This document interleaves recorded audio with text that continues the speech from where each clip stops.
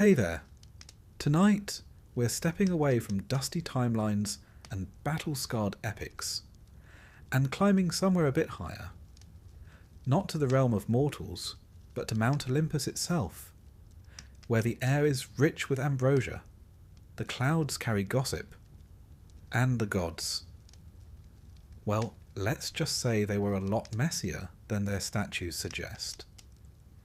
If this kind of storytelling helps you unwind, feel free to like the video and subscribe, but only if it truly brings you peace. And let me know in the comments where you're listening from and what time it is. There's always something comforting about seeing others drift off to the same quiet mythology. So, get comfortable.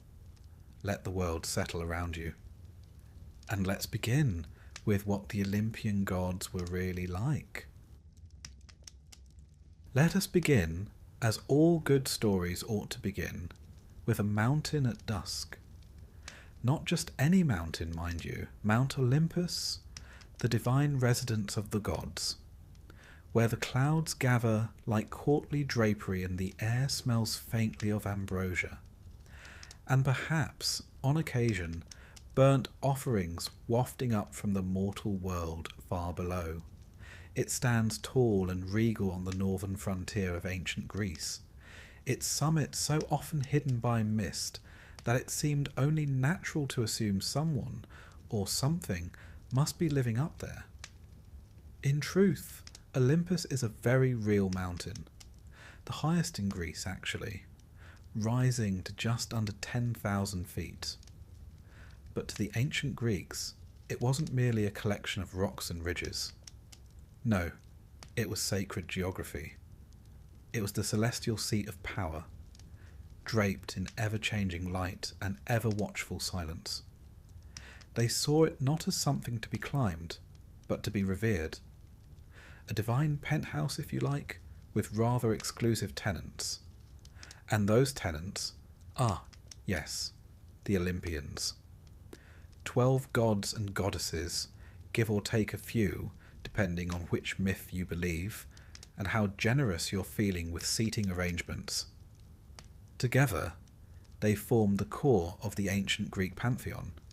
Capricious, passionate, thunderous, petty, brilliant.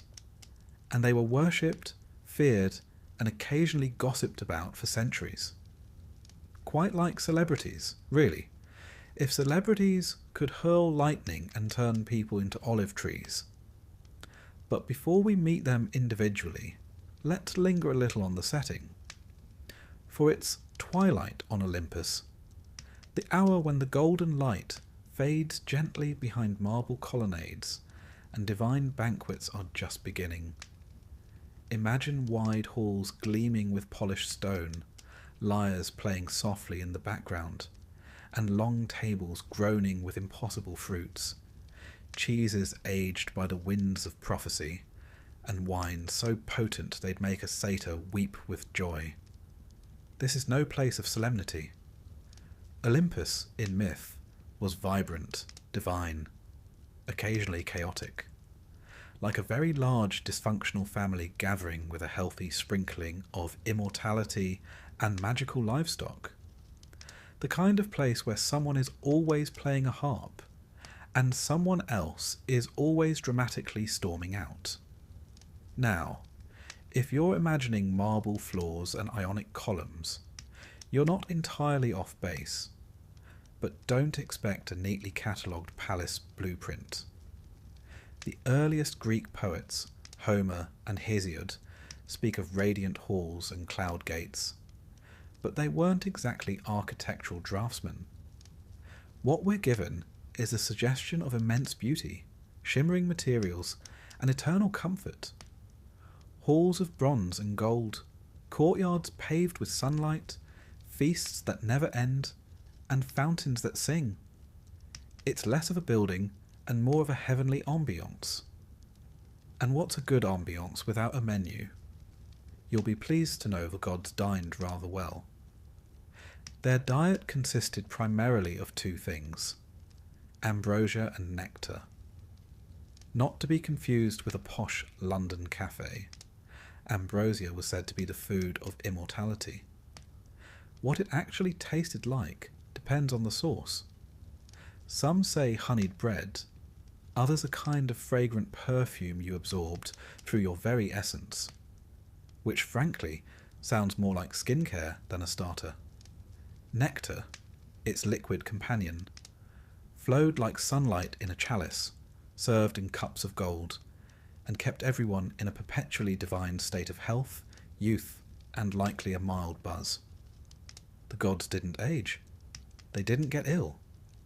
They didn't suffer the usual indignities of mortal life, apart from emotional outbursts, which, if anything, they had in abundance. The divine lifestyle was not without its duties, however. Each god had a portfolio, so to speak. Zeus, for example, handled thunderstorms, law, and infidelity. Poseidon had dominion over the sea, earthquakes, and moody tridents.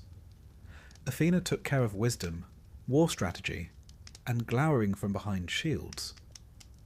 Each Olympian had their domain, and while some took their roles seriously, others used them as an excuse to meddle in mortal affairs or skip staff meetings altogether. One might imagine that a day on Olympus involved quite a lot of sitting around looking powerful, which, to be fair, it probably did.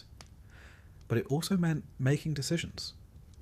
Would a hero succeed in his quest?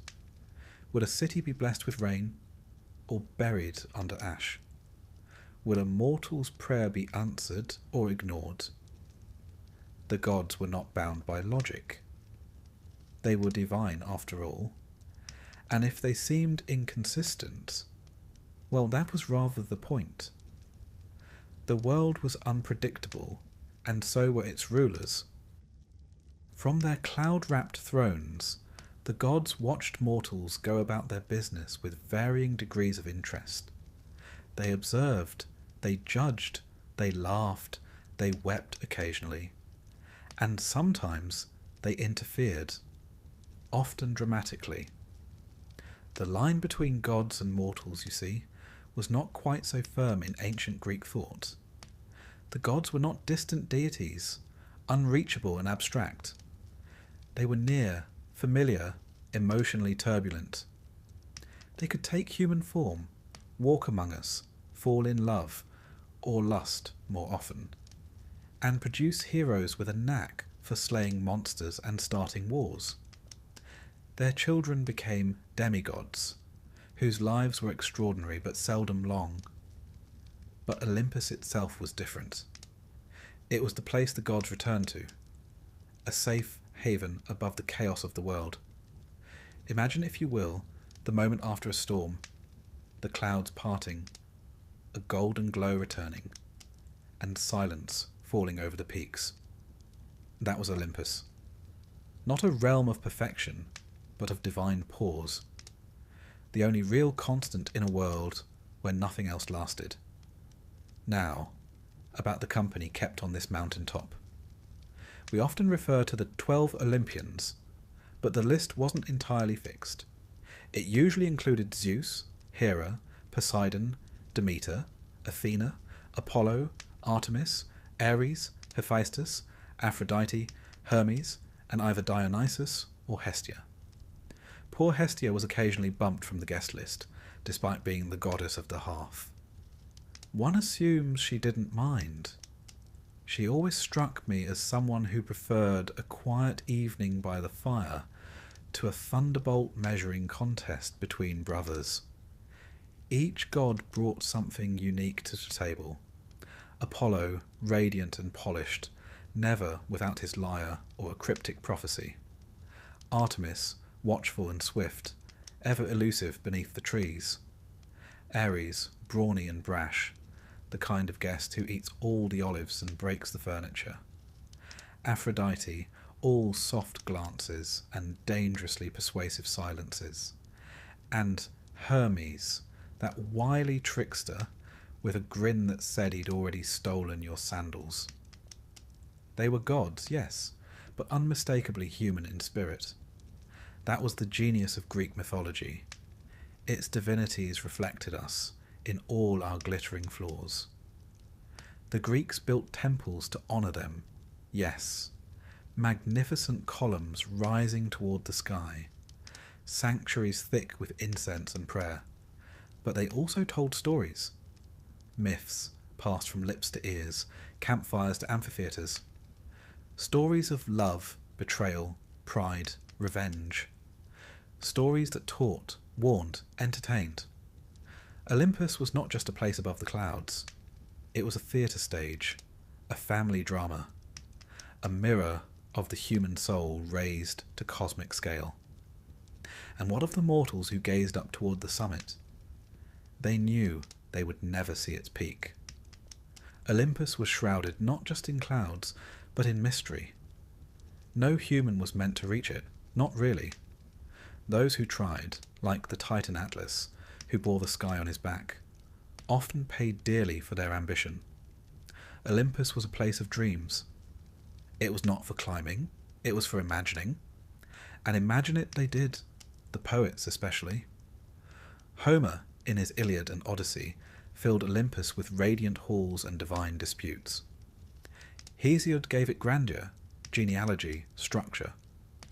Later playwrights gave it irony, philosophers gave it doubt, but always Olympus remained, serene, glowing, gently aloof. Today, the mountain still stands. People hike it now, of course, in sturdy boots with trail mix and GPS. They reach the summit and see the land stretch far in all directions, the Aegean in the distance, fields below like faded mosaics. But they do not find temples, only wind and sky, and the sense of something ancient watching quietly. The gods may not live there anymore, but their stories linger in the air. And perhaps, as the sun sets over the crags and shadows pool like old wine, one might close their eyes and hear, faintly, the sound of laughter carried on the breeze, a harp, a voice, a divine footstep, something not entirely gone. So let us leave Olympus now, with a gentle step and a quiet heart. The gods are at their table, the torches are lit, and the stars have begun to shimmer above their golden halls. Sleep well, traveller, you're in good company now. We begin tonight with the sound of distant thunder. Not the kind that announces a storm, mind you. No, this one rolls in slow and steady, like a drumbeat from the heavens, accompanied by a flicker of lightning that's more theatrical than threatening. You see, when Zeus makes an entrance, he does enjoy a bit of atmosphere. Zeus, king of the gods, ruler of Olympus, lord of thunder, rain, and the celestial order, and, incidentally, one of the most complicated family men in all of mythology, which, considering his company, is really saying something. But let's not start with his scandals just yet.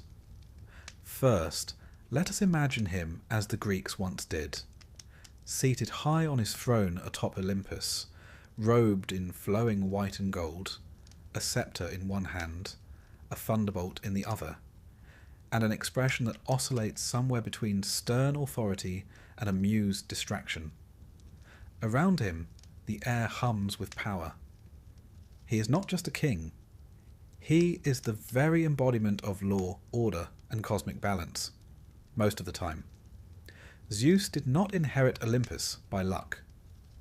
His story begins in the deep past, long before there were temples, poets, or polite prayer. Born to the Titans Cronus and Rhea, Zeus was the youngest of 6 children, and the only one not immediately swallowed at birth. Yes, swallowed. Cronus, their father, had a nasty habit of eating his offspring to avoid being overthrown. It's the sort of parenting style that usually lands one on a watch list. But Rhea, the clever mother that she was, spirited baby Zeus away and tricked Cronus with a swaddled rock, which he, rather embarrassingly, swallowed whole. Meanwhile, Zeus grew up hidden in a cave on the island of Crete, raised by nymphs, suckled by a magical goat, and protected by divine warriors who clashed their spears to muffle his cries. A rather noisy nursery, but effective nonetheless. When Zeus came of age, he did what any ambitious son of prophecy might do. He returned, tricked Cronus into disgorging his siblings, and led a divine rebellion known as the Titanomachy. For 10 years, the younger gods, the Olympians, battled the old order, until Zeus hurled the final thunderbolt and sealed their victory. The Titans were cast into Tartarus, a sort of godly oubliette, and Olympus was claimed. This, then, was how Zeus became king. Not by birthright, but by cleverness, courage, and, it must be said, a knack for dramatic timing. As king, Zeus wasn't merely a figurehead. He governed the skies, yes, but also oaths, hospitality, and justice. If someone broke a sacred promise, it was Zeus they feared. If a stranger arrived at your door, you offered them food and drink in Zeus's name. He was, in many ways, the god of social glue, the one who held things together, even if his own household was often teetering on the brink. Now, if you'll forgive a brief aside, no discussion of Zeus is complete without addressing the, shall we say, romantic entanglements. Zeus, it must be admitted, had a wandering eye, and foot, and the occasional animal disguise.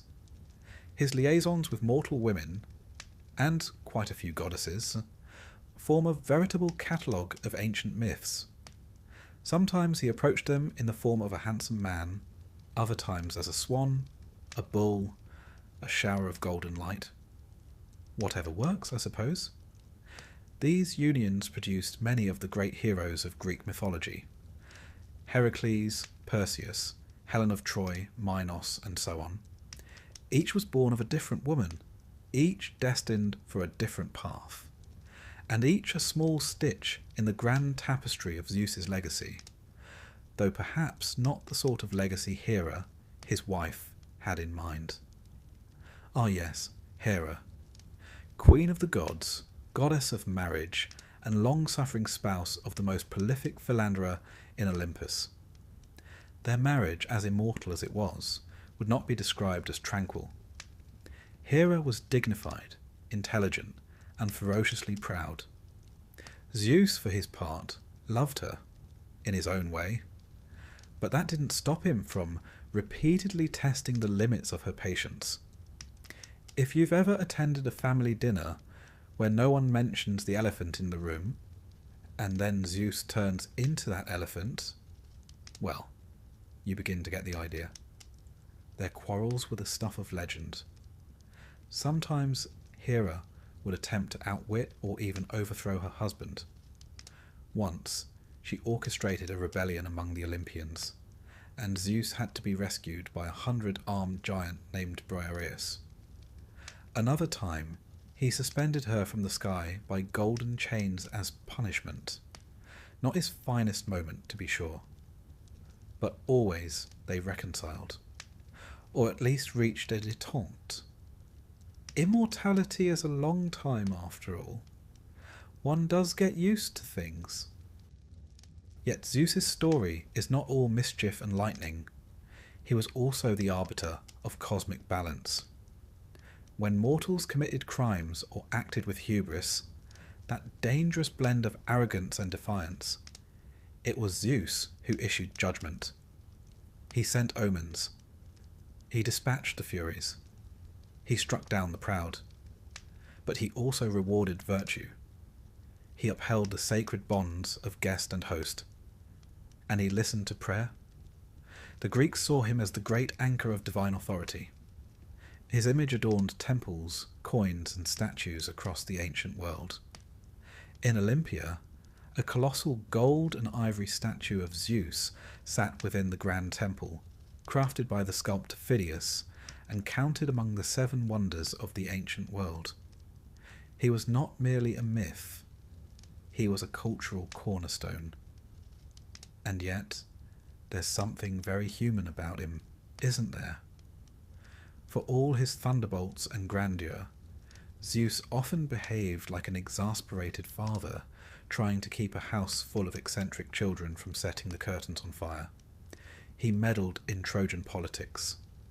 He weighed the fates of heroes in battle. He tried, often in vain, to maintain order on Olympus. It was a divine soap opera, and Zeus was both director and reluctant lead. He could be merciful, forgiving Prometheus, for instance, after centuries of punishment for stealing fire for mankind. And he could be vengeful, as when he flooded the earth to cleanse it of human wickedness. But above all, Zeus was consistent in one regard. He reminded mortals of the limits of their reach. In the myths, those who challenged him, whether giants or kings, almost always fell. Not because Zeus hated them, necessarily, but because the natural order had to be preserved.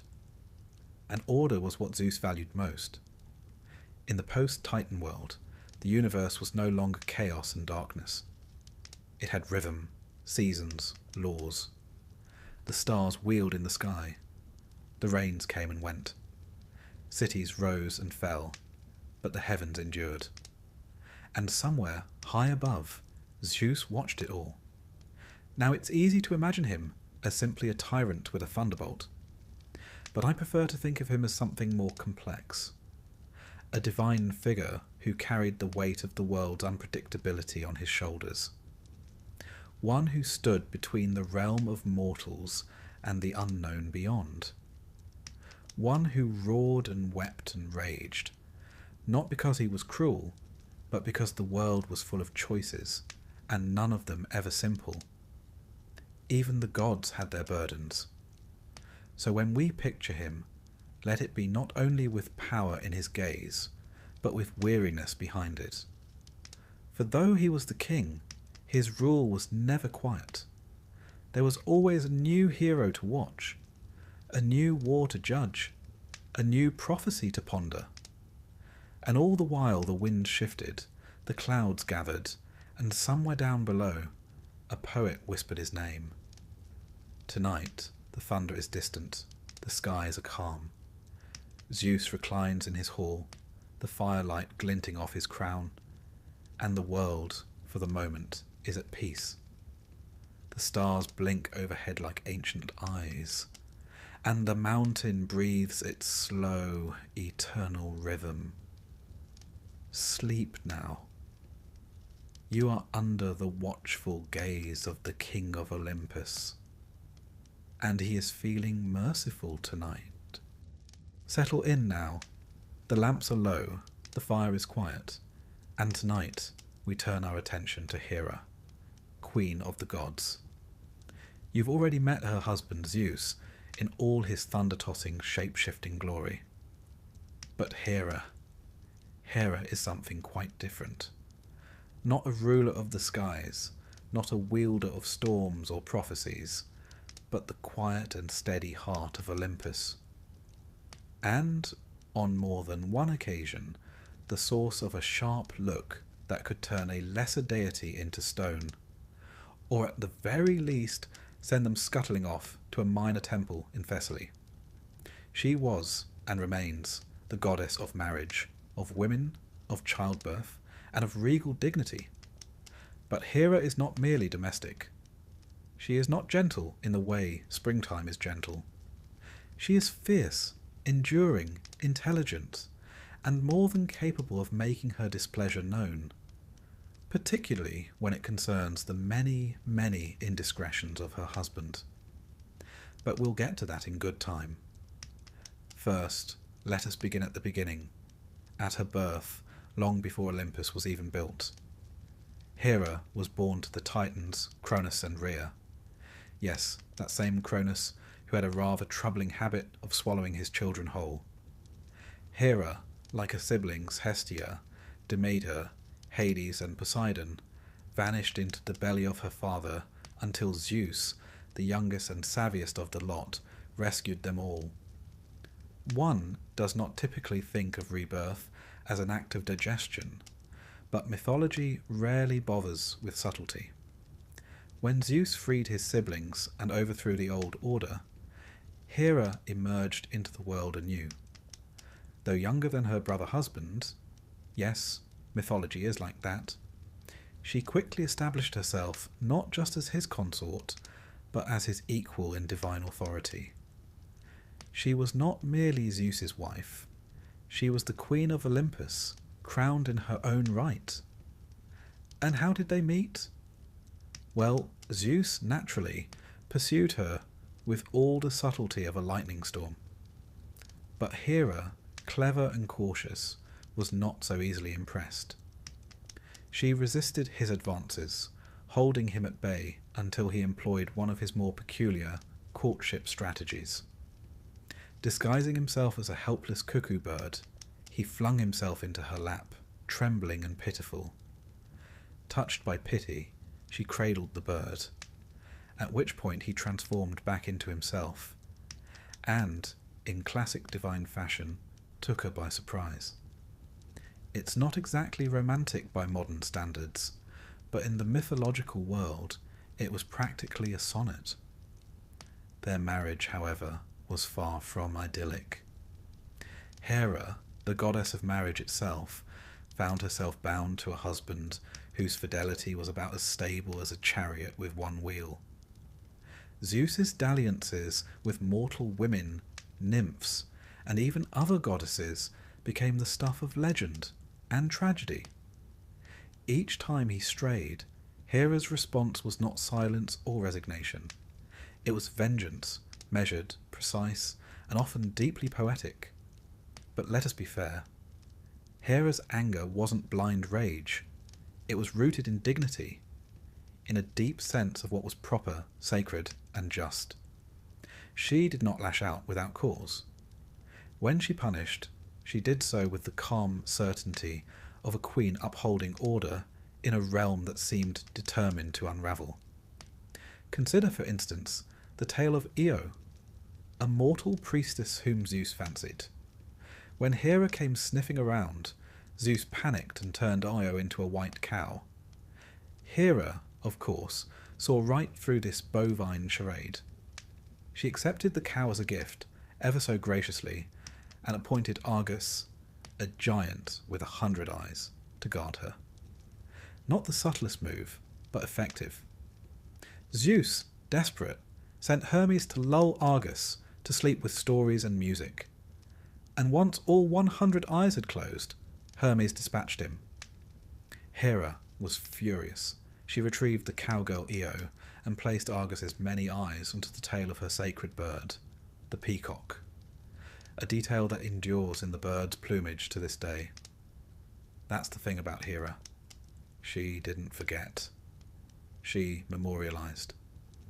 She took insults and carved them into the stars, into feathers, into stone. Not out of spite, but out of principle.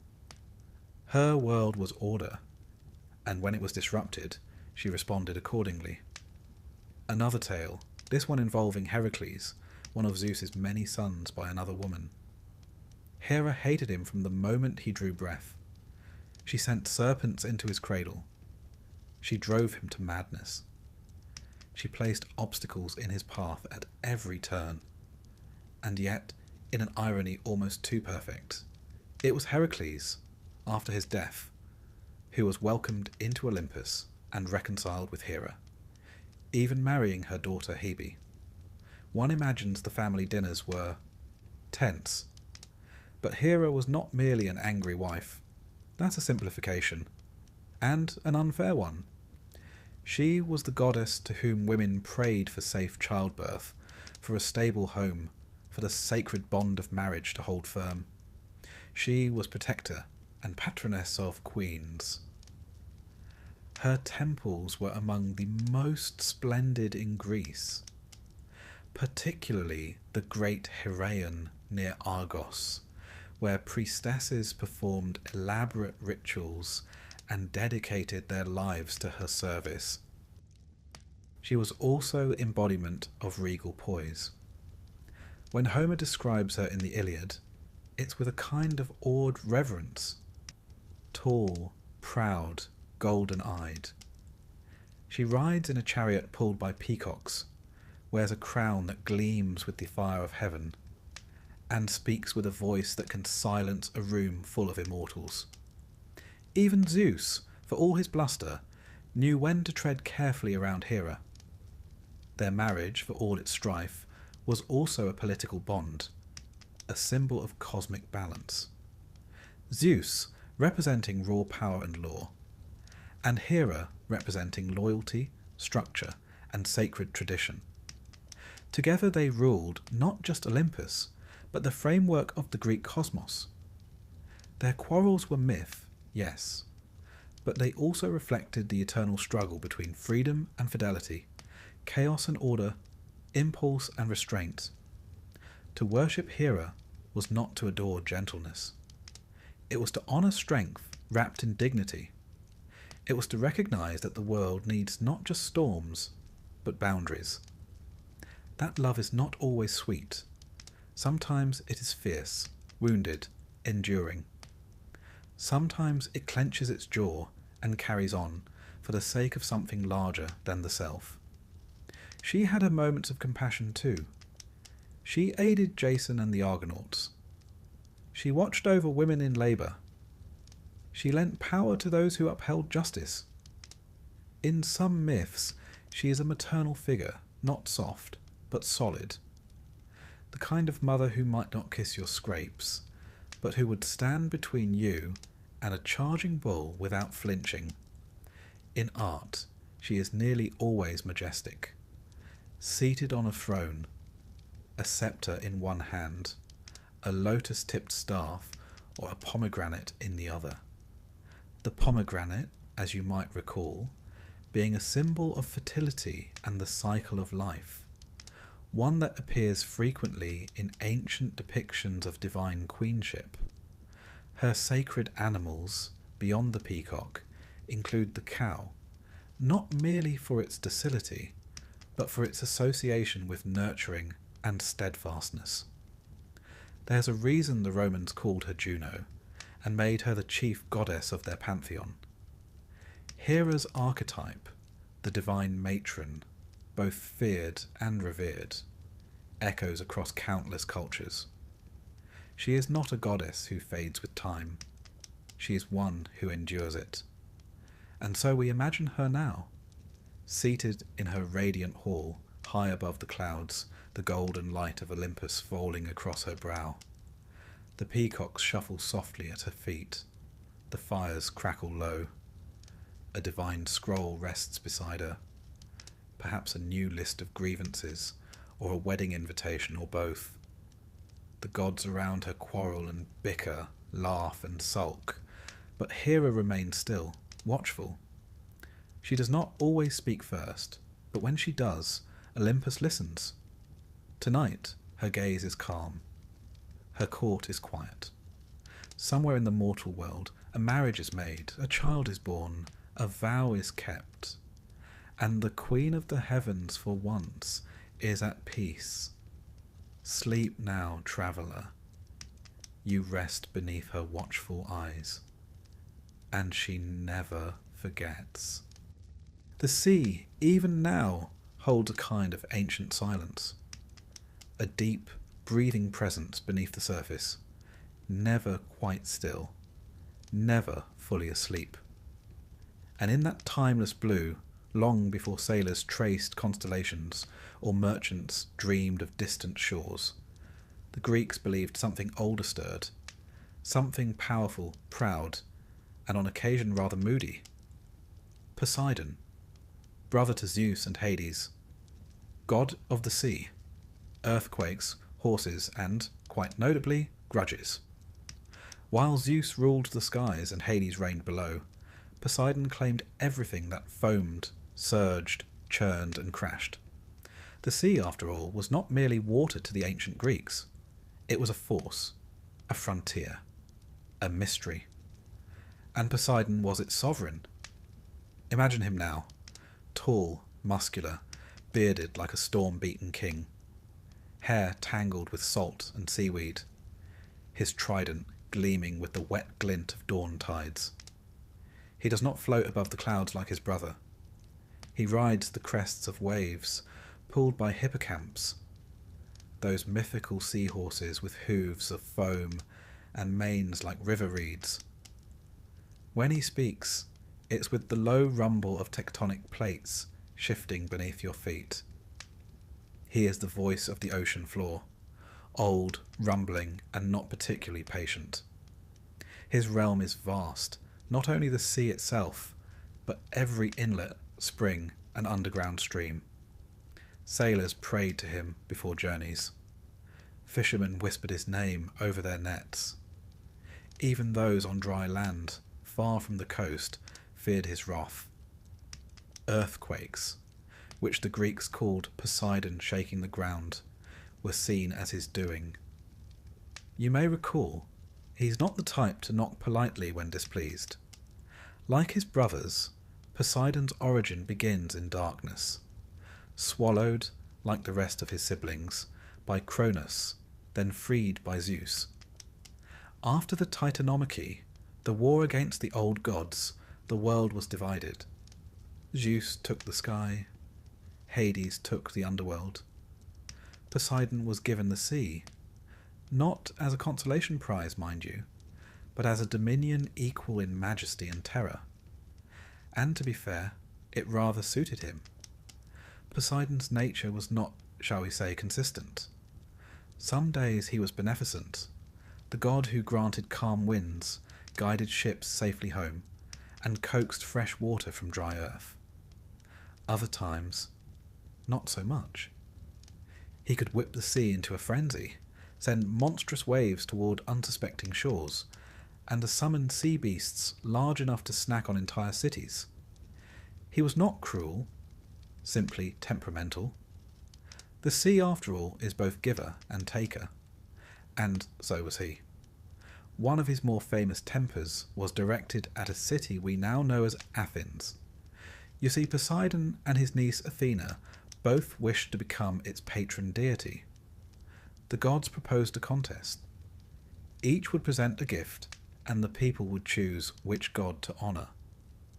Poseidon struck the earth with his trident and produced a spring, though awkwardly it was salt water, which isn't terribly helpful inland.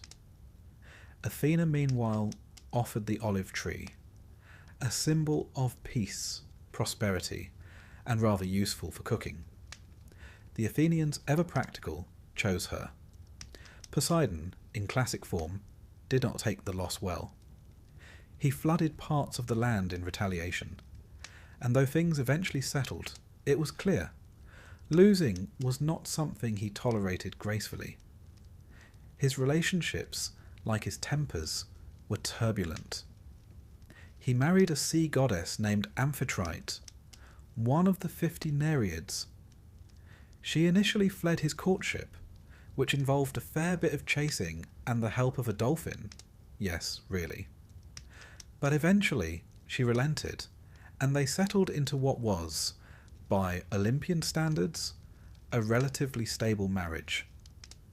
Their son Triton was half man, half fish, and often depicted blowing a conch shell to calm or summon the waves.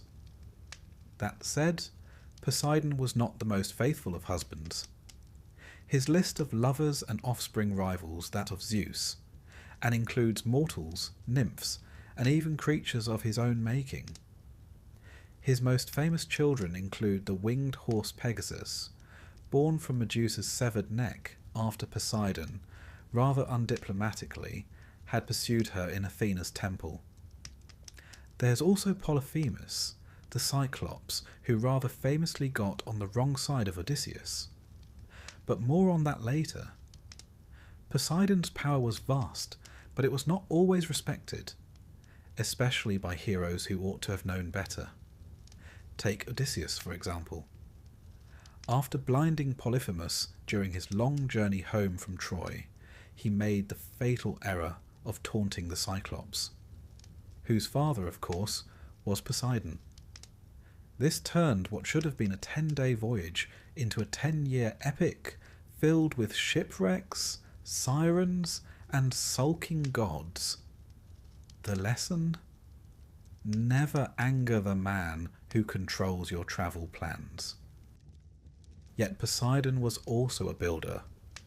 He helped construct the walls of Troy, though when the king refused to pay him properly, Poseidon ensured the city would one day fall.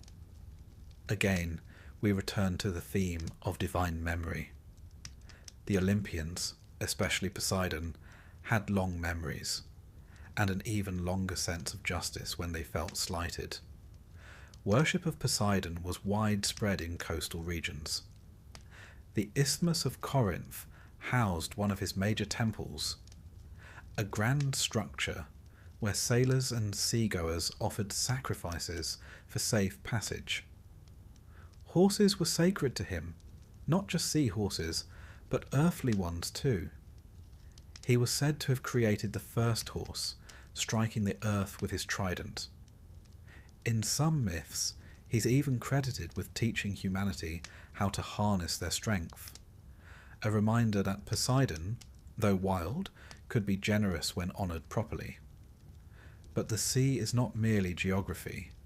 To the Greeks, it was a living presence. It connected lands, carried myths, swallowed empires. And Poseidon was its voice, never entirely predictable, but always aware. His temples stood open to the wind. His statues looked outward toward the horizon.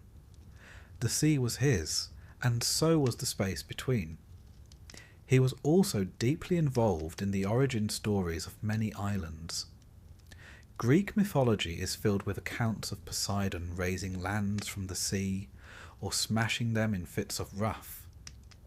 The island of Delos, sacred to Apollo and Artemis, was said to have once floated freely across the Aegean until Poseidon anchored it in place.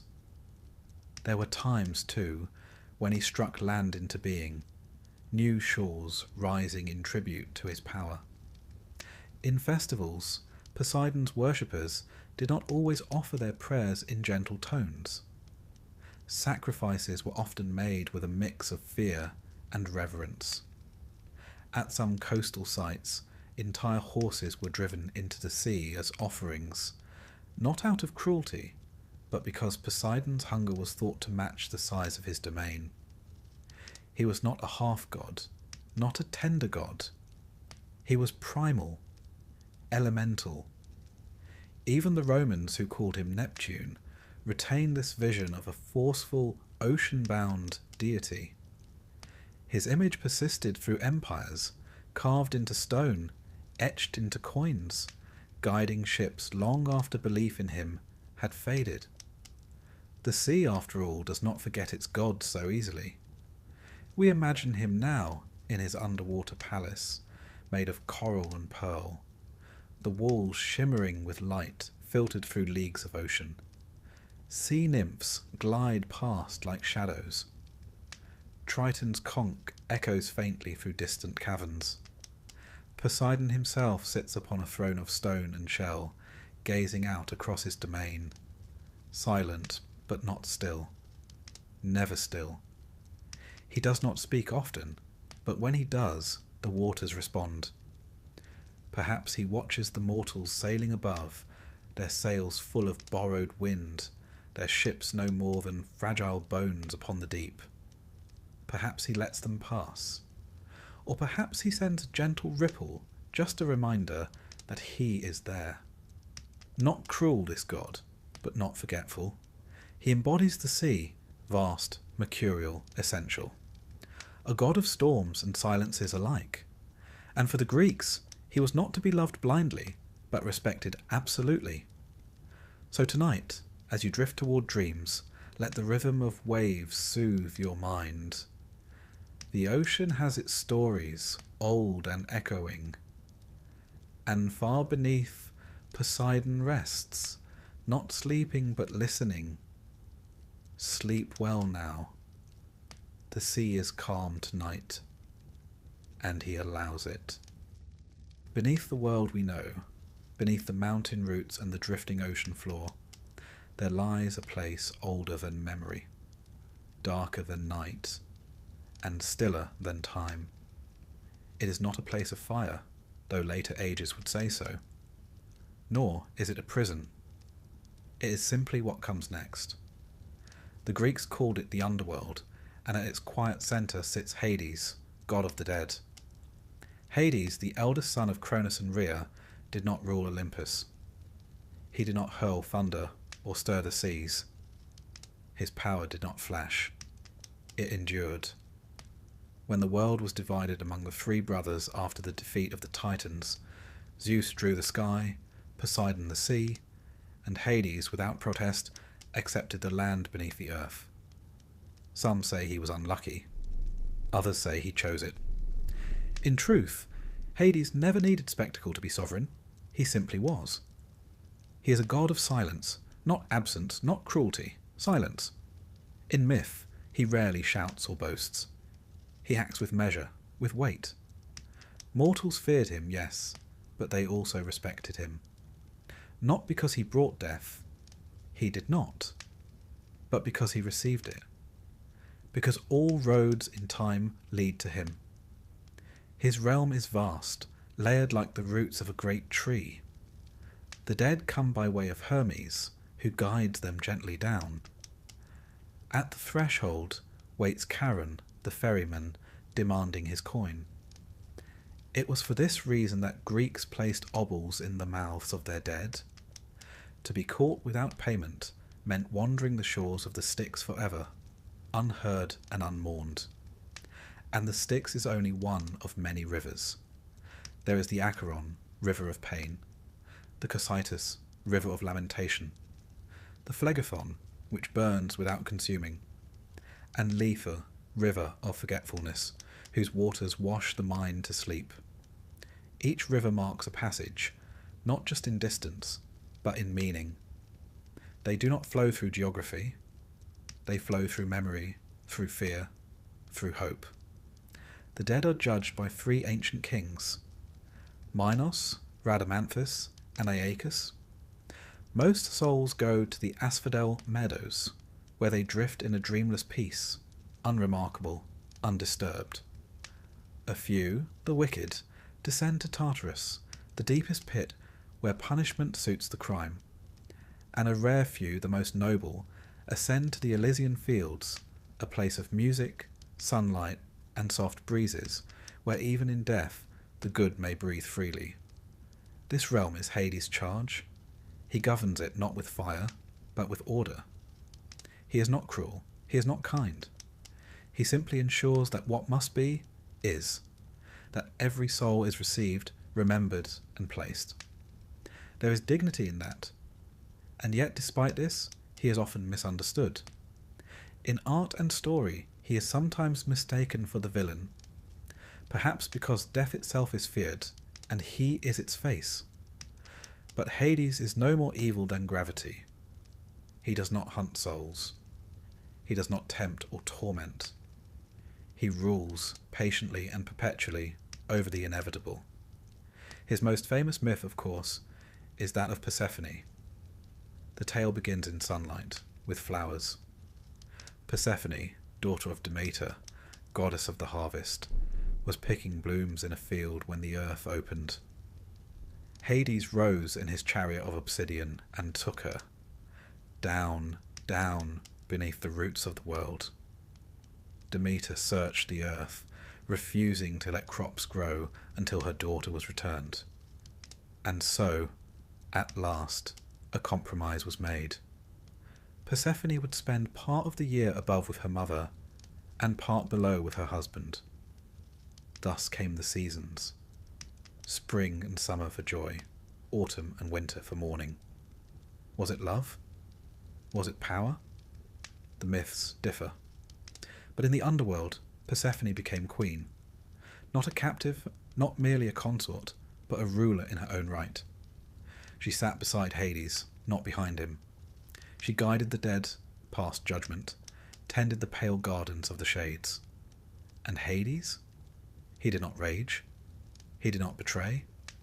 In all the stories, he is perhaps the only god who does not cheat, who does not stray. His realm was enough. His crown was enough. His queen was enough. He is often called Ploten, the rich one, for all things beneath the earth belong to him. Gold, silver, precious stones, seeds in the soil. From him come not only endings, but beginnings. Seeds must lie in darkness before they sprout, and Hades rules that darkness. He rarely appeared among the other gods. When he did, it was always for great cause. He aided in the war against the giants. He lent his helm of invisibility to Perseus, who used it to escape after slaying Medusa. But mostly he remained apart, watching, waiting, attending to his domain. His presence was felt in rituals of mourning, in the rustle of grave goods, in the hush after a final breath. Sacrifices to Hades were done at night, with black animals, the smoke sent downward. His name was spoken in whispers, or not at all. To call him drew his gaze, and that was a heavy thing. Yet not all feared him. At Eleusis, his name was part of the mystery rites that promised rebirth. In the Orphic traditions, he was not an ending, but a gatekeeper to the next beginning. Some even believed in cycles of life and death, of reincarnation. And Hades stood not as a wall, but as a door. Imagine him now, if you will, seated on a throne of volcanic stone, surrounded by shadow, his robe falling in quiet folds. Around him flicker the shades of those long gone, speaking in murmurs only the dead understand. Beside him, Persephone tends a garden of pale flowers that bloom without sun. The air smells faintly of myrrh and memory. He holds a sceptre, not to strike, but to signal order. The dead do not rise in rebellion. They do not need chains. The weight of time itself holds them in place. Unlike his brothers, Hades does not crave glory. He is not jealous of Olympus. He does not interfere with mortals unless they enter his domain without permission. And even then, he is more judge than executioner. He sets terms. He upholds them. Consider Orpheus, who came to plead for Eurydice. Hades listened. He agreed.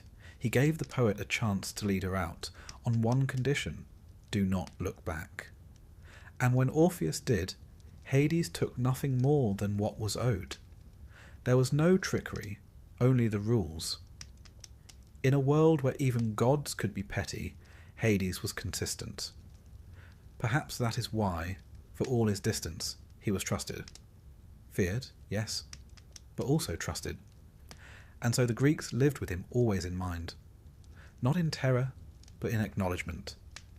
They built tombs with care. They left offerings. They remembered names. Because to be remembered was to remain just a little longer in the world above.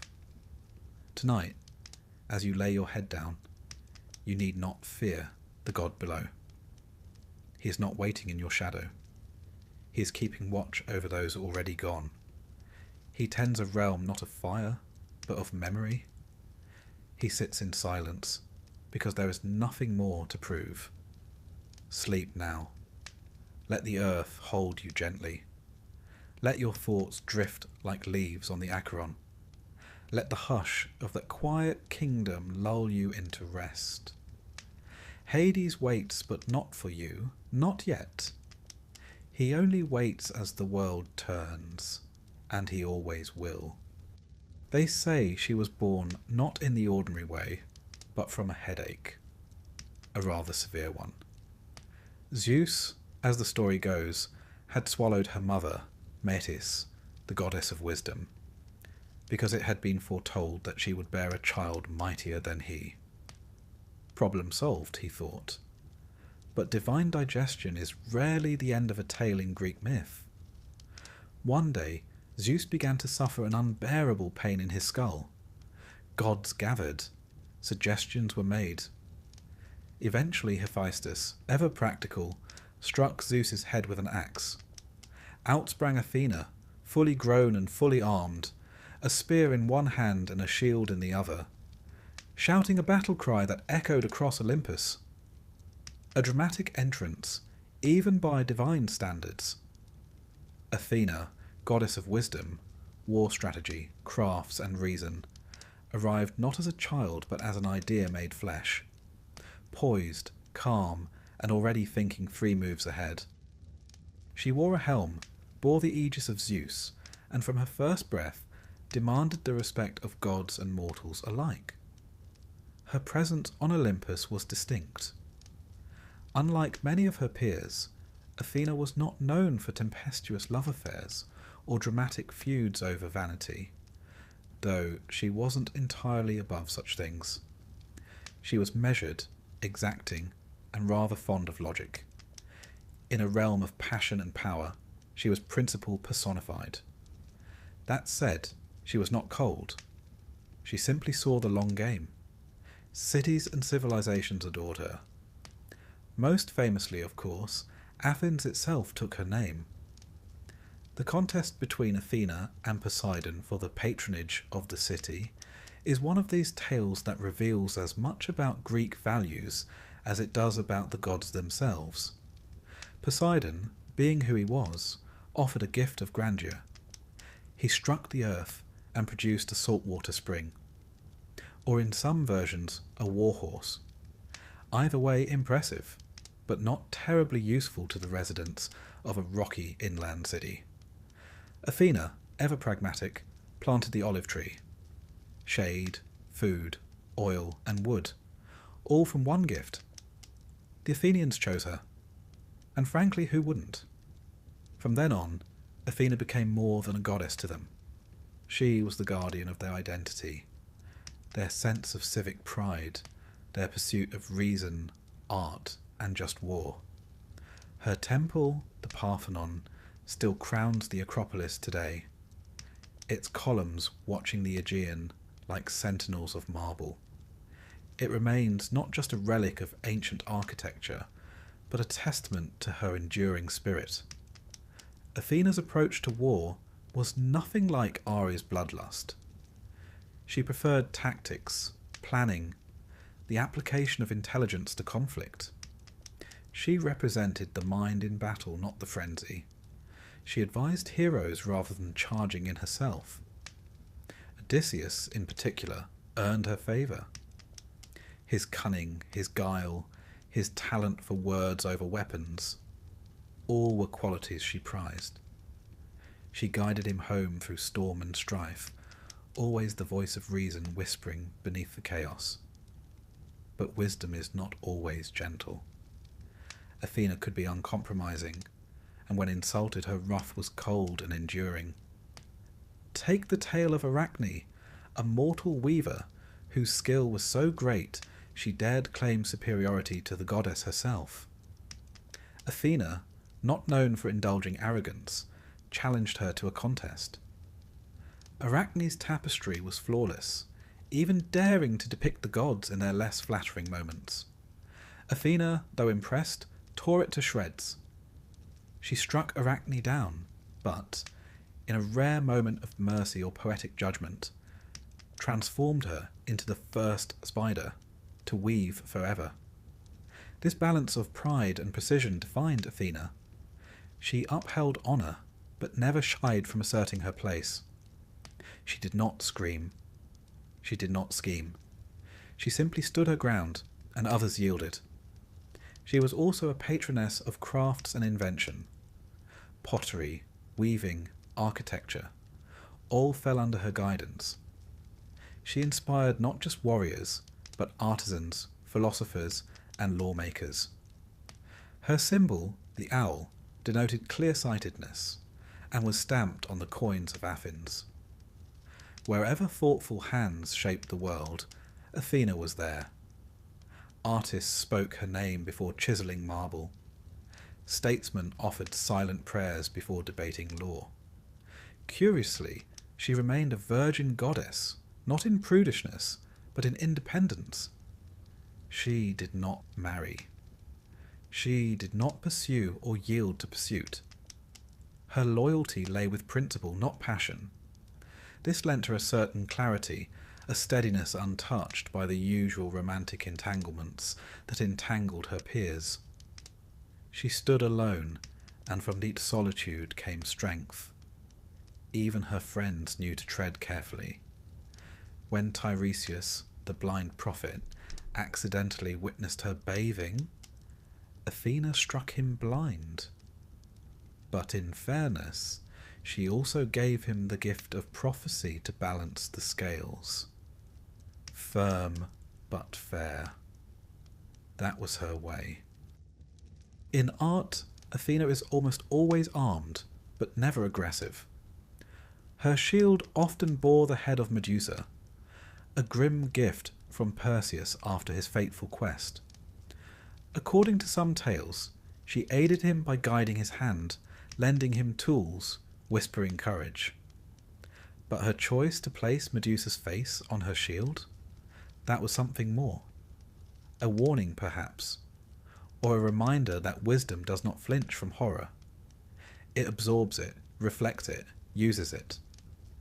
Athena had no shortage of temples across the Greek world. In addition to the Parthenon, sanctuaries in places like Delphi and Sparta honoured her many aspects: warrior, lawgiver, protector.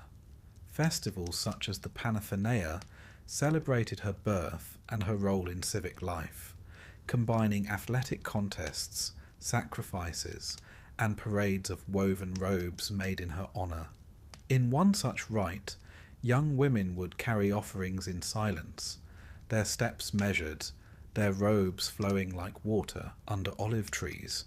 Her epithets tell the story of her scope: Athena Parthenos, the maiden; Athena Polias, of the city; Athena Promachos, she who fights in front; Athena Ergane, the industrious; Athena Nike, bearer of victory. She was many things, but never distant. Even in myth, she is the goddess most likely to walk beside mortals, to speak plainly, to guide without condescension. She saw potential where others saw fault. She offered guidance, not flattery; expectation, not indulgence. There were contradictions, of course. She upheld justice, but stood silent when her fellow gods acted with less than noble intent. She punished women who crossed lines, yet empowered heroes to defy the odds. But perhaps that was her wisdom, knowing when to act and when to wait.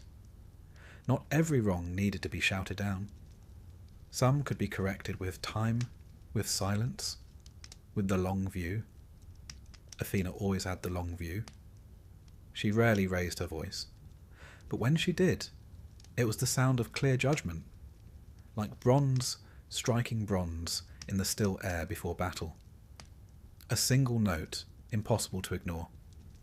Her advice was often laced with calm warnings, softly spoken truths.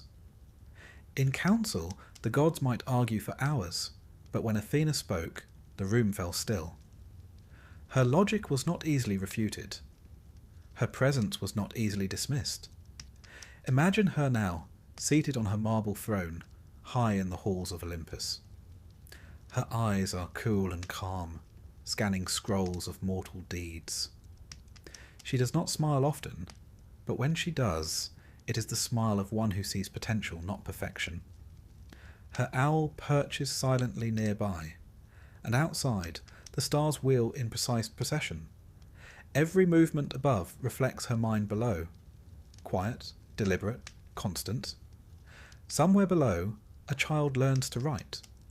A potter turns a wheel. A general marks a map. A philosopher pauses mid-thought, wondering from where the insight came. And in all these things, Athena stirs. She is not the flashiest of gods, not the loudest, but she is the one whose name is whispered in libraries and courtrooms, in war rooms and workshops. She is wisdom in bronze.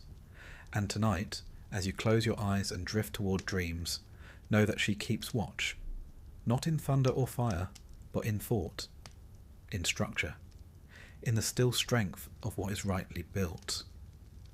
Sleep now, and if you dream, Let it be of olive groves and marble halls, of clear skies and steady hands. Athena is near, and she is thinking. In the soft glow before dawn, when the world holds its breath and the sky hesitates between silver and gold, two figures move through myth, twins, born of the same mother, destined to walk very different paths beneath the same ancient heavens. Apollo and Artemis, sunlight and moonlight, brother and sister, opposites and echoes. They were born on the island of Delos, a place said to have once drifted free in the sea until it anchored itself just in time to shelter their mother, Leto. Hera, ever so fond of revenge, and not at all fond of Zeus's many liaisons, had forbidden any land to receive Leto while she was pregnant. Delos, unrooted and wild, was not bound by such rules. And so, on that shifting soil beneath a curious sky, Leto gave birth to Artemis first, and then Apollo. From the beginning, they were not ordinary children. Artemis, it is said, helped deliver her brother, and thus became the goddess of childbirth and protector of the young.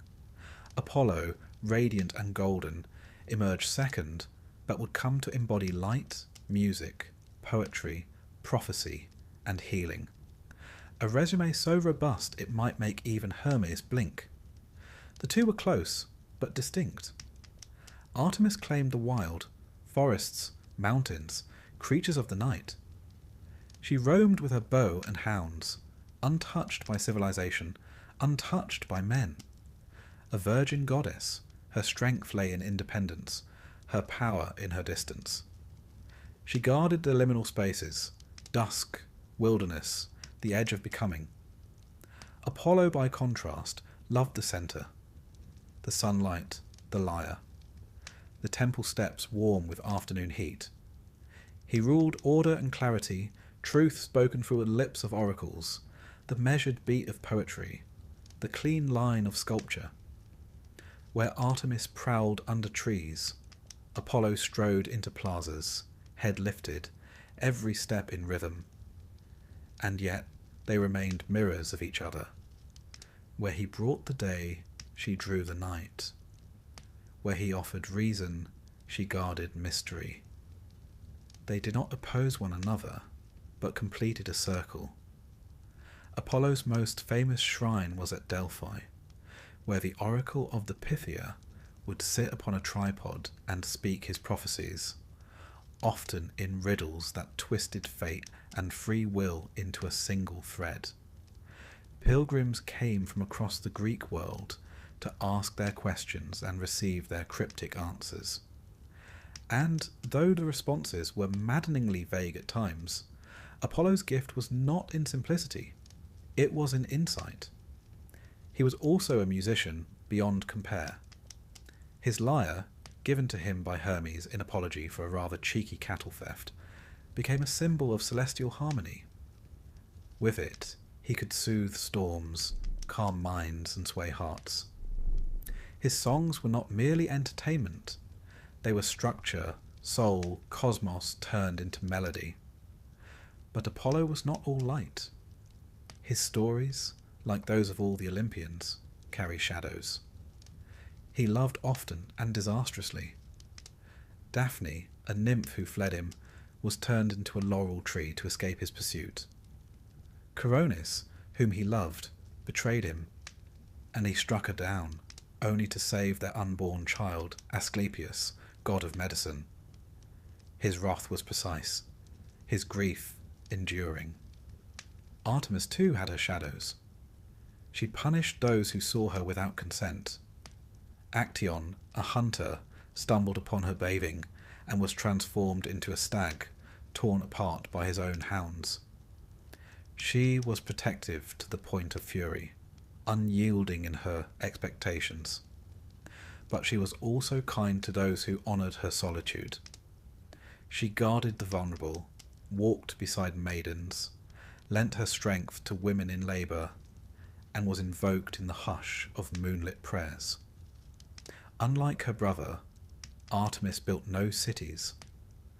Her temples were often deep in forests or perched on cliffside paths. She preferred the company of nymphs, wild animals and stars, and yet her worship was widespread. From Ephesus to Broron, from Arcadia to Sicily, girls danced in her honour, shedding their childhood names in rites of passage that whispered of transformation. Together, Apollo and Artemis represented more than light and dark. They were a pair of divine principles: reason and intuition, civilization and wilderness, speech and silence, the bow that hunted and the lyre that healed, and always, always they remained siblings, never rivals, never strangers. One tale tells of the Gigantomachy, the battle between the gods and the giants. In it, Apollo and Artemis fought side by side. He struck with arrows of burning gold, she with arrows silver cold. Together they felled foes far larger than themselves, their aim unwavering, their cause righteous.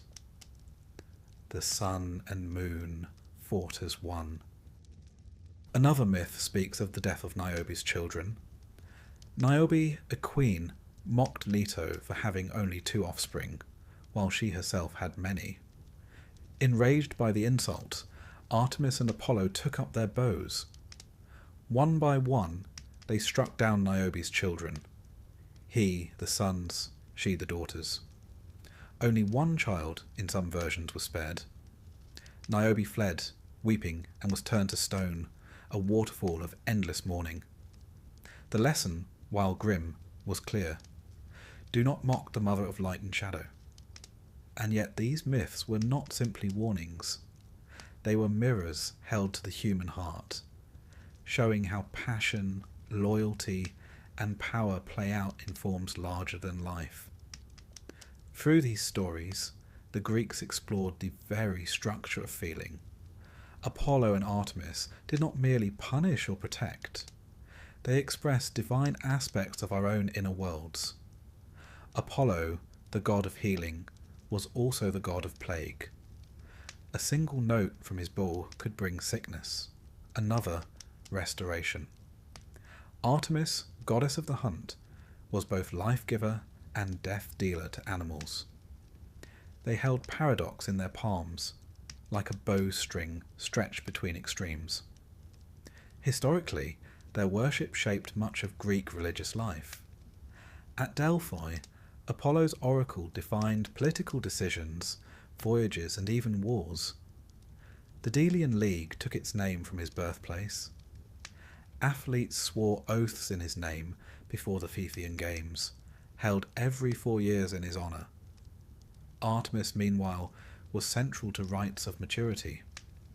At Broron, girls approaching womanhood took part in rituals where they dressed as bears, an echo of Artemis's role as guardian of transitions. Her sanctuary at Ephesus, with its massive temple and statues adorned with symbols of fertility and wildlife, was one of the 7 wonders of the ancient world. The Romans, too, honoured them. Apollo remained Apollo, a rare instance of continuity. Artemis became Diana, and her image continued to stalk moonlit groves, untamed and untouched. In art, Apollo is shown as youthful, beardless, often holding his lyre or bow. His face is serene, his posture poised. He represents the ideal: balance, grace, harmony. Artemis, in contrast, is swift and sure. Her robes swirl as she moves, her gaze sharp as the silver tip of her arrow. She is both the stillness of the forest and the sudden snap of a branch. Imagine them now, side by side at the edge of the world. Apollo lifts the sun once more, the sky flushed with gold. Birds begin to stir, songs gently warming the air. Behind him, Artemis draws the moon down, folding it in shadow. The stars sigh, a deer steps softly through mist, and between them, the world wakes. They do not speak, but they do not need to. They have walked this dance since time began. Apollo glances east, where day waits with open arms. Artemis turns west into the deep hush of the woods, and for a moment their paths cross, light and dark, brother and sister. Sleep now. Let moonlight guide you toward dreams. Let the last golden chords of Apollo's lyre fade into stillness. The twins keep their watch, and the world for now is balanced. Settle in now. Let the sounds of battle fade, and the clang of hammers grow gentle. Tonight we visit two gods so different in nature they rarely share a page, yet here they are, side by side in our dreams. One is fury with a sword, the other fire with a purpose. Ares and Hephaestus, the god of war, and the god of the forge. Together they paint a curious picture of masculinity in ancient Greece. One all brawn and blood, the other limping but brilliant. And if the myths are to be believed, which at bedtime we rather hope they are, the Olympian family didn't quite know what to do with either of them. Ares, son of Zeus and Hera, was the personification of raw, untamed violence. Not the tactical war of generals, not the careful strategy of Athena. No, Ares was the thundering heart, the rising scream, the blind charge into chaos. The Greeks called him Ares, and while they respected what he represented, they didn't exactly invite him to dinner. Even Zeus, his own father mind you, was famously unimpressed. In Homer's Iliad, Zeus calls Ares the most hateful of all the gods, and not in the sort of way that implies playful teasing over wine. Ares embodied the kind of war that scorched fields and toppled cities for no reason at all. He delighted in the clash of bronze on bronze, the whinny of panicked horses, the cries of dying men. His companions were equally charming: Phobos, fear; Deimos, terror; and Eris, strife. They followed him into battle like an entourage no mortal would dare invite to a feast. And yet, despite his ferocity, Ares wasn't particularly successful. He lost duels.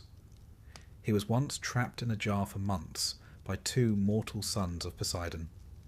Yes, a god of war, corked like pickled olives. It's enough to make one wonder if the Greeks were having a quiet laugh at his expense. But contrast Ares with how the Romans saw him. Mars, as they called him, was revered, honoured, worshipped with parades. While the Greeks regarded Ares with caution, the Romans embraced him as a symbol of disciplined might and empire. A curious shift, perhaps reflecting the values of a rising military power versus a culture that preferred wit, reason, and an afternoon of philosophy in the shade. Still, there's something almost endearing about Ares. He wears his passion plainly. He falls, and oh, how he falls, madly for Aphrodite, the goddess of beauty. And what a pair they made! She, radiant and sly; he, straightforward and smitten. Their affair, though secret, was not subtle. They were caught in the act by Hephaestus, her husband, who ensnared them in a net of his own making. Now, that brings us to our second god tonight, the quiet, smouldering power of the forge. Hephaestus, the divine blacksmith, son of Hera, and depending on which version you prefer, perhaps without a father at all. Some say Hera bore him alone in revenge for Zeus birthing Athena from his head. That's Olympian parenting for you, equal parts miracle and pettiness. But Hephaestus was born lame, and in the glistening society of gods, where beauty and power were expected, he stood apart. Myths differ. In one, Hera throws him from Olympus in disgust. In another, it's Zeus who does so after a disagreement. Either way, the poor lad gets launched off a cloud and crashes into the sea, where kindly sea nymphs raise him. Now that would make for an awkward family reunion, wouldn't it? But Hephaestus doesn't brood forever. He learns, he builds. In time, he returns to Olympus, not with wrath, but with skill. And what skill it is. He creates thrones, automatons, palaces of bronze. He crafts Achilles' shield, so intricate that poets had to stop and describe it for hundreds of lines. He builds Pandora, the first woman, fashioned so finely she was irresistible. Hephaestus is quite simply the patron of invention, and not just of swords and armour, but of every tool, every spark of progress shaped by hand. Where Ares is destruction, Hephaestus is creation through flame. The hammer and anvil become his altar. The ancients recognized this. He had cults across Greece, especially in Athens and on Lemnos, the volcanic island that claimed to be his earthly home. There, fires were sacred, and every blacksmith was a kind of priest, echoing their divine patron in sweat and soot. In Athens, Hephaestus shared a temple with Athena, a pairing not romantic, but symbolic. She brought wisdom. He brought the means to build it. Craftsmanship and cleverness side by side. And yet, for all his brilliance, Hephaestus rarely wins in myth. His marriage to Aphrodite is unfaithful. His traps are ingenious, but they rarely solve his loneliness. He is powerful, but not worshipped for his appearance or charm. In this way, he is one of the more relatable gods, not draped in glory, but labouring in the shadows, forging the world while others fight over it. And maybe that's the secret. Because the Greeks, for all their love of myth, were practical. They built, they reasoned, they argued in the agora, and laid stones in perfect lines. While Ares might shout and wave his sword, Hephaestus quietly forged the hinge it swung on. Still, they're both part of the same divine family, and one imagines the dinners on Olympus were, well, complicated. Imagine it. Ares boasting of a battlefield drenched in glory, while Hephaestus scowls over a scorch mark on his latest sculpture. Hera sighs, Apollo plucks a judgmental chord, Dionysus refills everyone's cup. Aphrodite checks her reflection in a polished shield, and somewhere in the back, Hermes snickers. But beneath the myth, there's something ancient and telling here. These two gods represent a duality that every civilization wrestles with: force and function, chaos and craft, fire that burns and fire that builds. We must remember that war, though often glorified in poetry, was a terrifying reality. The Greeks were no strangers to conflict. Hoplite battles, city-state skirmishes, Persian invasions. They had seen what war could do. And perhaps that's why Ares was kept at arm's length. A necessary force, but not an honoured guest. In contrast, the tools of Hephaestus were present in every life. The plough, the spear, the loom's axle, the temple's columns, all bore the echo of his forge. To praise him was to praise civilization itself. In vase paintings and statuary, Hephaestus is often depicted with muscular arms, soot-blackened face, and a short workman's tunic. He doesn't glow with ethereal light. He sweats, he bends metal, he limps with purpose. Ares, on the other hand, is all sharp lines and bronze gleam. Plumed helmet, shield at the ready, chin held just so. His beauty is as carefully wrought as his sword, but somehow always less trustworthy. And so the Greeks taught their children, strength alone is not enough. Building create, work with your hands, let the fire warm, not consume. Still, perhaps Ares needed to exist, if only to remind us how precious peace is. and Hephaestus, for all his trials, remained indispensable. Even the gods needed a smith. As we drift further into stillness, think of the forge, glowing softly in the night, surrounded by tools, half-finished wonders, and the scent of warm metal. No shouting, no clashing spears. Only quiet firelight and the slow rhythm of the hammer. Perhaps the heart of Olympus wasn't in the throne room, but in the forge below. And somewhere, deep in the mountain halls, a god with a limp and a mind of steel continues to shape the world, while far above, a war god sharpens his blade, just in case. Let the sparks fade now. One by one, the fire dims. The clang of iron grows faint, and the gods ever flawed fall silent as sleep draws near. Close your eyes and let the rules of the waking world loosen their grip. Tonight we drift with the tricksters, the ones who cross boundaries, blur identities, and chuckle when the map doesn't match the terrain. We're stepping off the polished marble steps of Olympus and wandering instead down a vine-choked path that smells faintly of wine, wildflowers, and something just a little forbidden. These are the gods of transition, of thresholds, of masks, mischief, and mystery. Dionysus and Hermes. One pours the wine, the other steals your sandals. And together, they lead us to the edges of what it means to be human. Let's begin with Dionysus. You may think of him as the god of wine, which he is, but he is so much more than that. He's the god of release, of madness and ecstasy, of letting go of the self. A paradox in Ivy, both comforting and terrifying. His origin story is tangled as it should be. Some say he was born of Semele, a mortal princess, and Zeus, who, in classic Zeus fashion, visited her in secret. But Semele, tricked by a jealous Hera, asked to see Zeus in his full divine form. And mortals, it seems, are not built for thunder.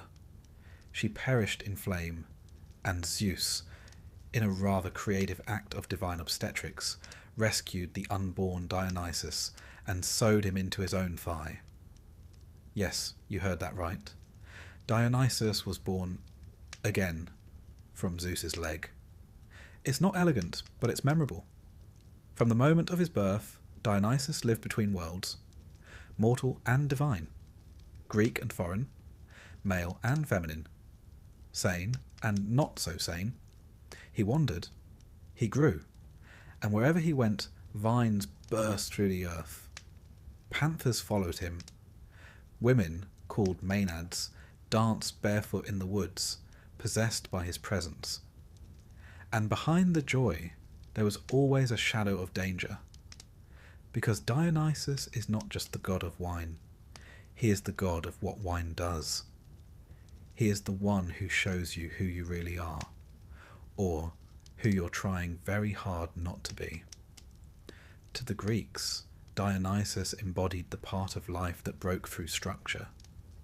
He was worshipped in ecstatic rites, sometimes at night, sometimes deep in the woods. The Orphic mysteries and Bacchic festivals allowed initiates to slip free from identity, gender, class, duty, and taste, for a moment, the freedom of dissolution. It wasn't always peaceful. Pentheus, a proud Theban king, tried to suppress the cult of Dionysus. The god, disguised as a gentle priest, lured him into observing the women's rites. But Pentheus was torn apart, quite literally, by his own mother, driven mad by the god's power. And yet Dionysus wasn't a villain. He was balance. He came at the end of winter. He came after loss. He was the return of vitality, the wild joy that reminds us we're alive. And for all his chaos, he was beloved. Temples rose in his name. Theatres were built in his honour. The City Dionysia festival in Athens became the birthplace of tragedy and comedy alike. a sacred celebration of storytelling, masks, and human emotion. Because theatre, like Dionysus himself, walks the line between illusion and truth. Now turn from the forest and follow the flutter of wings. Or is it just a whisper of sandals on marble? Hermes is here.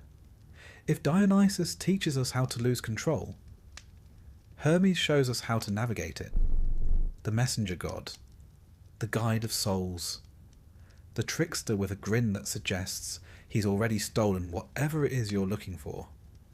Hermes is the god of transitions, of travel, commerce, invention, and thievery. He is the protector of boundaries, and the one who slips right through them.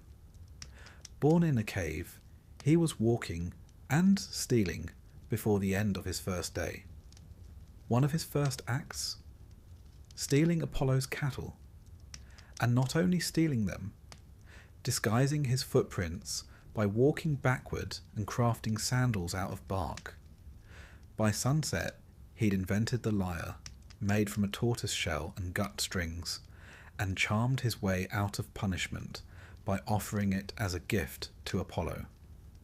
That's Hermes, fast, clever, and just disarming enough to get away with it. But he's not just a jokester. Hermes had a vital role in Greek religion. He was Psychopompos, the soul guide, the one who led the dead to the underworld. Not judging, not punishing, simply escorting. A quiet presence at the moment of death, neither feared nor worshipped too loudly, but always needed. To the ancients, he was in the crossroads, the boundaries between fields, the liminal places where magic happens. Travellers left offerings to him in the form of herms, stone pillars topped with his head, often with an anatomically conspicuous addition carved just below. These stood as guardians of movement, fertility, and cheeky reminders of divine presence in the everyday. Hermes was also the god of merchants, of trade, negotiation, and yes, the occasional scam. But in the ancient world, that was part of the game. Commerce was sacred, and Hermes, ever adaptable, was both its protector and its jester. He appears everywhere, on coins, in plays, in dreams, a flicker of winged sandals across the sky. And here's where things get interesting. Because while Dionysus and Hermes are not often paired directly in myth, they are spiritual cousins. They are both liminal. They both connect opposites. Life and death, mortal and divine, order and chaos. They are gods of change. And in the ancient world, change was something to be respected, even feared, because it reminded people that the line between the civilized and the wild was thinner than we like to admit. In some Orphic traditions, Dionysus is linked with the soul's rebirth, torn apart by titans, reborn in fire. Hermes, meanwhile, appears in esoteric texts as a keeper of hidden knowledge, later merging with Egyptian Thoth to become Hermes Trismegistus, father of alchemy and the mystical arts. Between them, these two gods whisper a strange truth, that transformation is divine, that the in-between is sacred. The Greeks understood this. Their myths weren't meant to be consistent. They were meant to reflect life, messy, contradictory, and beautifully uncertain. And so, when a festival was held for Dionysus, with its masks and madness, it wasn't just about wine. It was about freedom. About feeling, for one night, that the world could bend, and maybe, just maybe, you could let go. And when a traveller stepped onto a road, uncertain of where it led, a prayer to Hermes wasn't just about reaching a destination. It was about protection in the unknown. A little luck, a little cleverness, a little mischief, just enough to make the journey interesting. In art, they appear in vivid contrast. Dionysus is crowned with ivy, robes slipping from his shoulders, holding a wine cup or a thyrsus, a staff wrapped in vines and crowned with a pine cone. His gaze is distant, ecstatic, as if he's watching something only the initiated can see. Hermes is lean, athletic, winged. On his hat, on his sandals, sometimes even on his ankles. He holds a caduceus, the staff with two serpents twined, which began as a symbol of negotiation, and later, quite curiously, ended up as a symbol for modern medicine. Together they tell us that not all gods are warriors or rulers. Some are wanderers. Some dance in the dark. Some laugh at locked doors and step through them anyway. And that, for the Greeks, was a comfort. That even in uncertainty, even in death or madness or stolen cattle, there were gods who understood. Gods who would walk with you, laugh with you, guide you. So now as you breathe more slowly, and your thoughts soften like dusk on the Aegean, imagine them. Dionysus in a clearing, music playing softly, surrounded by flickering torches and dancers, who have no need for names. Hermes on the road just ahead, a knowing look on his face, a coin in his pocket, ready to walk with you to the next chapter, wherever that may be. The vines settle, the wind quiets, the road becomes still, and two divine mischief makers quietly fade into dreams. The hearth, the grave, and the quiet gods at the centre of the world. Take a deep breath and let it out slowly. We've wandered with warriors, dined with tricksters, stood beneath thunderclouds, and danced through vineyards. But now, in this final chapter, we come to a still place, a place of rest and of presence. Not absence, but the kind of quiet you find when you've arrived home and closed the door behind you. Tonight, we visit the two most overlooked gods in the Olympian family, Hestia and Hades. They don't seek the spotlight. They don't meddle, chase mortals, or fling weapons across the sky. In fact, they rarely leave their posts at all. One keeps the fire burning in every home. The other keeps watch over every soul. They are constancy and return, beginning and end. And despite the myth's focus on louder, flashier figures, without them, the whole divine order would simply fall apart. Let's begin with Hestia. She is the eldest of the Olympians, the firstborn child of the Titans Cronus and Rhea, and the first to be swallowed whole by her father. Charming family, the Titans. You may remember, Cronus, paranoid about being overthrown, decided the best course of action was to eat his children. Hestia, being the eldest, went in first. When Zeus eventually forced Cronus to regurgitate his siblings with the help of a rather aggressive herbal tonic, Hestia was the last to emerge, and so she was both the firstborn and the last released, making her, quite poetically, the Alpha and the Omega of the Olympian order. Yet for all that drama, Hestia is perhaps the least dramatic deity of them all. She doesn't rage, she doesn't seduce or scheme, she doesn't even go on adventures. Instead, she simply remains. Hestia is the goddess of the hearth, the sacred fire at the centre of every Greek home, temple, and city. The hearth wasn't just a place to warm your hands or boil lentils. It was the spiritual anchor of life. Families gathered around it. Offerings were made at it. Prayers began and ended in its flickering glow. In every Greek household, Hestia's flame was a quiet promise that no matter how turbulent the world outside became, there was a place, even a small one, of warmth, safety, and belonging. She never married. She was courted, yes. Both Poseidon and Apollo tried their luck.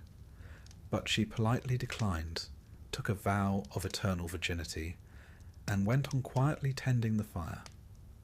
When the 12 thrones of Olympus were distributed, she stepped aside to let Dionysus, the youngest, have a place. She didn't make a fuss, she didn't sulk.